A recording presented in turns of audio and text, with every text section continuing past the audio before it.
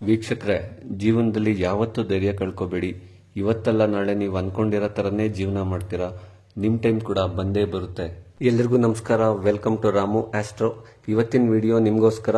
ಬನ್ನಿ, ಸಿಂಹರಾಶಿಯವರಿಗೆ 2025ರಲ್ಲಿ ಆ ಭಗವಂತ ಏನೇನು ಫಲ ಕೊಟ್ಟಿದ್ದಾನೆ ಅಂತ ನೋಡೋಣ. ಈ ವರ್ಷ ನಿಮಗೆ ಅಷ್ಟಮ ಶನಿ ಶುರುವಾಗುತ್ತೆ. ಸೊ ಚಾಲೆಂಜಸ್ನ ಫೇಸ್ ಮಾಡೋದಕ್ಕೆ ರೆಡಿಯಾಗಿರಿ. ನಿಮಗ್ ಬಿಡಿ, ಸಿಂಹರಾಶಿಯವರಿಗೆ ಧೈರ್ಯ ಅನ್ನೋದು ಹುಟ್ಟಿನಿಂದನೇ ಬಂದಿರುತ್ತೆ. ಹುಟ್ಟು ಹೋರಾಟಗಾರರು ನೀವು. ನಿಮ್ಮ ಆಟಿಟ್ಯೂಡೇ ನಿಮಗೆ ಒಂದ್ ರೀತಿ ಸ್ಟ್ರೆಂತ್ ಅಂತ ಹೇಳ್ಬೋದು. ಈ ವರ್ಷದ ಆರಂಭದಲ್ಲಿ ಸೂರ್ಯ ನಿಮ್ಮ ರಾಶಿಯಿಂದ 6ನೇ ಮನೆಯಲ್ಲಿ ಇರೋದ್ರಿಂದ ನಿಮಗೆ ಫೆಬ್ರವರಿ 15 ಒಳಗಡೆ ಶತ್ರುಗಳ ವಿರುದ್ಧ ಜಯ ಸಿಗುತ್ತೆ. ನಿಮಗೆ ಸಾಲ ಇದ್ರೆ ಅದನ್ನ ತೀರ್ಸ್ಕೊಳ್ತೀರಾ. ನೀವೇನಾದ್ರೂ ಬ್ಯಾಂಕ್ ಲೋನ್ಗೆ ಅಪ್ಲೈ ಮಾಡಿದ್ರೆ ಲೋನ್ ಕೂಡ ಸಿಗುತ್ತೆ. ನಿಮಗೆ ಹೆಲ್ತ್ ಇಶ್ಯೂಸ್ ಏನಾದರೂ ಇದ್ರೆ ಅದನ್ನ ನಿಮ್ಮ ಸೆಲ್ಫ್ ಎಫರ್ಟ್ಸ್ ಇಂದ ಸರಿ ಮಾಡ್ಕೋತೀರಾ. ಕಾಂಪಿಟೇಷನ್ಸ್ ಅಲ್ಲಿ ವಿನ್ ಆಗ್ತೀರಾ. ಅಪ್ ಟು ಮಾರ್ಚ್ 14 ತನಕ ವೆರಿ ಗುಡ್ ಟೈಮ್. ಚಾಲೆಂಜಸ್ ನ ಫೇಸ್ ಮಾಡಿ ಗೆಲ್ತೀರಾ. ಫೆಬ್ರವರಿ 14ರಿಂದ ಮಾರ್ಚ್ 14 ಈ ಟೈಮಲ್ಲಿ ನಿಮ್ಮ ಲೈಫ್ ಪಾರ್ಟ್ನರ್ ಜೊತೆ ಈಗೋ ಕ್ಲಾಶಸ್ ಆಗುತ್ತೆ. ನಿಮ್ಮ ಲೈಫ್ ಪಾರ್ಟ್ನರ್ ನಿಮ್ಮ ಮಾತಿಗೆ ಮರ್ಯಾದೆ ಕೊಡೋದಿಲ್ಲ, ಆರ್ಗ್ಯುಮೆಂಟ್ ಮಾಡ್ತಾರೆ. ಈಗೋ ಕ್ಲಾಶಸ್ ಗ್ಯಾರಂಟಿ ಆಗುತ್ತೆ. ಸ್ವಲ್ಪ ತಾಳ್ಮೆಯಿಂದ ಸಿಚುಯೇಷನ್ ನ ಹ್ಯಾಂಡಲ್ ಮಾಡಿ. ಅದೇ ರೀತಿ ನೀವೇನಾದ್ರೂ ಗೌರ್ಮೆಂಟ್ ಅಫಿಷಿಯಲ್ ಆಗಿದ್ರೆ ನಿಮ್ಮನ್ನ ಮೀಟ್ ಮಾಡಕ್ ಬರೋ ಪಬ್ಲಿಕ್ ಅಂದ್ರೆ ಸಾರ್ವಜನಿಕರು ಏನಿದ್ದಾರೆ ಅವರು ಕೂಡ ನಿಮ್ಮ ಜೊತೆ ಆರ್ಗ್ಯುಮೆಂಟ್ ಮಾಡ್ತಾರೆ. ಒಂದ್ ರೀತಿ ಕಾಟ ಕೊಡ್ತಾರೆ ಅಂತ ಹೇಳ್ಬೋದು. ಮಾರ್ಚ್ 14ರಿಂದ ಏಪ್ರಿಲ್ 15 ಈ ಟೈಮಲ್ಲಿ ಹೆಲ್ತ್ ಬಗ್ಗೆ ಸ್ವಲ್ಪ ಕಾನ್ಸಂಟ್ರೇಟ್ ಮಾಡಬೇಕು. ಹೊಟ್ಟೆನಲ್ಲಿ ಸಮಸ್ಯೆ ಆಗುತ್ತೆ. ಗ್ಯಾಸ್ಟ್ರಿಕ್, ಅಸಿಡಿಟಿ, ಎದೆ ಉರಿ ಬರೋದು ಈ ತರ ಎಲ್ಲ ಆಗುತ್ತೆ. ಡಯಟ್ ಬಗ್ಗೆ ಸ್ವಲ್ಪ ಗಮನ ಕೊಡಿ. ಅದೇ ರೀತಿ ಕಾಫಿ, ಟೀ ಎಲ್ಲ ಜಾಸ್ತಿ ಕುಡಿಯೋ ಅಭ್ಯಾಸ ಇದ್ರೆ ದಯವಿಟ್ಟು ಅದನ್ನ ಬಿಟ್ಬಿಡಿ. ಏಪ್ರಿಲ್ 14 ನಂತರ ಗೋಚಾರದಲ್ಲಿ ಸೂರ್ಯ ಉಚ್ಚನಾಗೋದ್ರಿಂದ ಇದು ನಿಮಗೆ ವೆರಿ ಗುಡ್ ಟೈಮ್. ಯಾರ್ಯಾರು ಪ್ರಮೋಷನ್ಗೋಸ್ಕರ ವೇಟ್ ಮಾಡ್ತಾ ಇದ್ದೀರಾ, ಗುಡ್ ಟೈಮ್. ನೀವು ಈ ಟೈಮಲ್ಲಿ ಪ್ರಯತ್ನ ಪಡ್ಬೋದು. ಯಾರು ಈಗಿರೋ ಜಾಬ್ನ ಚೇಂಜ್ ಮಾಡಿ ಬೇರೆ ಕಡೆ ಹೋಗಬೇಕು ಅನ್ಕೊಂಡಿದ್ದೀರಾ, ನಿಮಗೂ ಕೂಡ ಗುಡ್ ಟೈಮ್. ಯಾರು ಟ್ರಾನ್ಸ್ಫರ್ ತಗೋಬೇಕು ಅಂತ ಟ್ರೈ ಮಾಡ್ತಾ ಇದ್ದೀರಾ, ಈ ಟೈಮಲ್ಲಿ ನೀವು ಟ್ರಾನ್ಸ್ಫರ್ಗೆ ಟ್ರೈ ಮಾಡಿದ್ರೆ ನಿಮಗೆ ಟ್ರಾನ್ಸ್ಫರ್ ಸಿಗೋ ಚಾನ್ಸಸ್ ತುಂಬಾ ಜಾಸ್ತಿ ಇದೆ.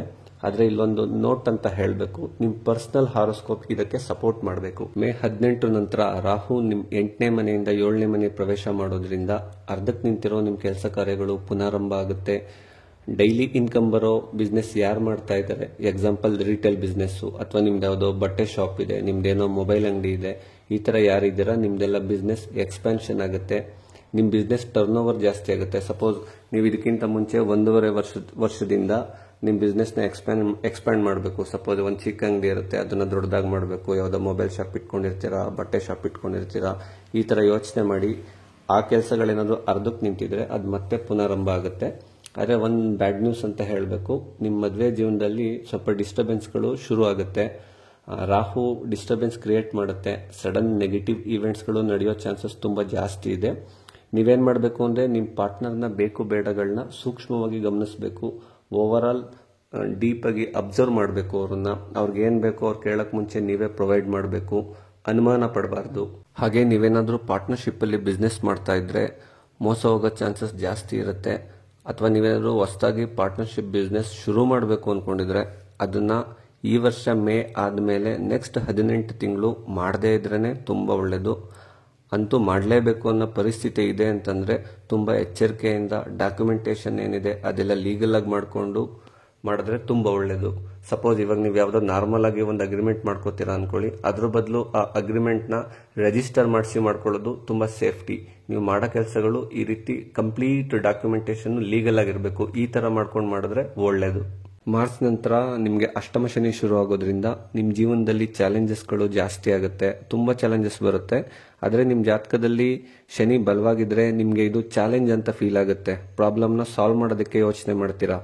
ಆದ್ರೆ ನಿಮ್ ಜಾತಕದಲ್ಲಿ ಶನಿ ಚೆನ್ನಾಗಿಲ್ಲ ಅಂತಂದ್ರೆ ನಿಮ್ಗೆ ಇದು ಕಷ್ಟ ಅಂತ ಫೀಲ್ ಆಗುತ್ತೆ. ಡಿಪ್ರೆಷನ್ಗೆ ಹೋಗೋ ಚಾನ್ಸಸ್ಸು ಇರುತ್ತೆ. ಸಿಂಹರಾಶಿಲಿ ಹುಟ್ಟಿದ ತಕ್ಷಣ ಅಷ್ಟಮ ಶನಿ ಬಂದಾಗ ಎಲ್ರಿಗೂ ತೊಂದರೆ ಆಗ್ಬೇಕು ಅಂತ ಏನಿಲ್ಲ. ಇದರಲ್ಲಿ ತುಂಬಾ ಎಕ್ಸೆಪ್ಷನ್ಗಳಿರುತ್ತೆ. ನಿಮ್ಗೆ ಶನಿ ದಶಾಭುಕ್ತಿ ನಡೀತಾ ಇರಬೇಕು, ಜಾತಕದಲ್ಲಿ ಶನಿ ಕೆಟ್ಟಿರ್ಬೇಕು, ಚಂದ್ರ ದಶಾಭುಕ್ತಿ ನಡೀತಾ ಇರಬೇಕು, ಚಂದ್ರ ಹಾಳಾಗಿರ್ಬೇಕು, ಚಂದ್ರನ ಜೊತೆ ಬೇರೆ ಅಶುಭ ಗ್ರಹಗಳು ಕೂತಿರ್ಬೇಕು ನಿಮ್ಮ ಜಾತಕದಲ್ಲಿ. ಆ ತರ ಇದ್ದಾಗ ಮಾತ್ರ ತೊಂದರೆ ಆಗುತ್ತೆ. ಓವರ್ ಆಲ್ ಅಷ್ಟಮ ಶನಿ ಬಂದಾಗ ಶನಿ ನಿಮ್ಗೆ ಕಷ್ಟ ಕೊಟ್ಟು ಅಥವಾ ಚಾಲೆಂಜಸ್ ಕೊಟ್ಟು ಪಾಠ ಕಲಿಸ್ತಾನೆ. ನಿಮ್ಗೆ ಒಳ್ಳೆ ಮೆಚುರಿಟಿ ಬರುತ್ತೆ. ಇದ್ರ ಬಗ್ಗೆ ತುಂಬಾ ಜಾಸ್ತಿ ಚಿಂತೆ ಮಾಡಕ್ ಹೋಗ್ಬಿಡಿ.